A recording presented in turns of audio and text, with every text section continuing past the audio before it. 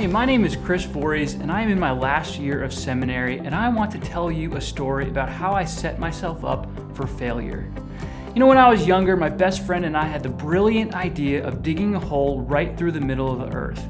Maybe we got too into that Jules Verne book, but maybe we were just big dreamers. So we set out to accomplish this dream, and not one person was going to convince us otherwise. They could tell us about the fact that this was impossible, but we wouldn't hear any of it. But what I didn't realize with this adventure, it was actually going to be a great analogy for how I related to Christ.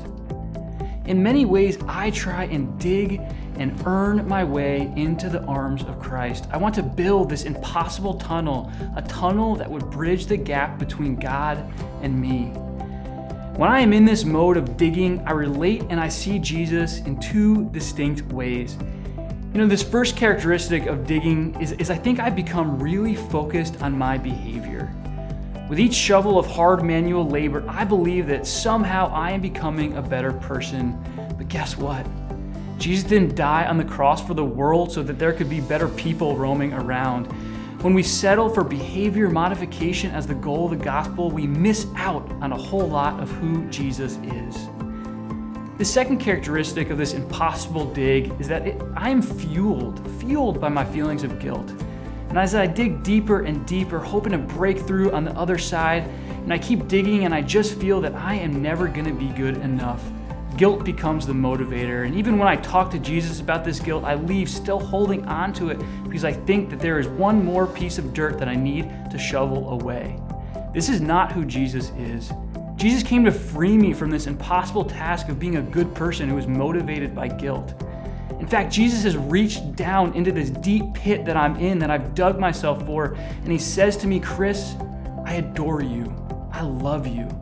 Not because you have dug yourself this deep hole, not because you might be a good parent someday, not because you failed in your quest, not because you have fallen short of my perfect standard again and again. No, Chris, I love you and I want to be in relationship with you because I created you and I know that this is the best life for you. It won't be the easiest life, Chris, but it will be the best. And when I recognize what this means, I am overwhelmed by the supremacy of Christ. I am overwhelmed by his goodness. And my response to this grace-filled supremacy of Christ is gratitude and joy. Jesus, I want to glorify you and enjoy you forever. If you know deep down that you've been digging yourself a hole that keeps getting deeper and deeper, I invite you to reach up and grasp the hand of Jesus.